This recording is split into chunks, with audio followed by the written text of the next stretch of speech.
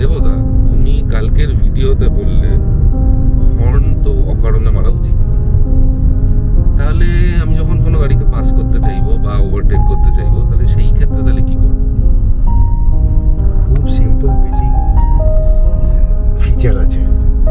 এই ফিচারটা আসে হচ্ছে মোস্টলি বাইক থেকে। সেটা হচ্ছে মধ্যিখানে dipper high beam, that should tell the car in front যে আমি বেরোবার জায়গা চাই।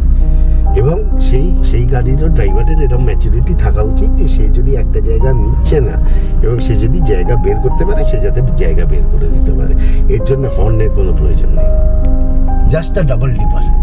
এই যে এইরকম টাইপের একটা হবে যাতে আমি যেতে চাই, তো তাহলেই মানে দ্যাট ইজ ইট। এর জন্য হর্ন লাগে না, এর জন্য আর একটা লোককে বিরক্ত করার কোনো মানে নেই।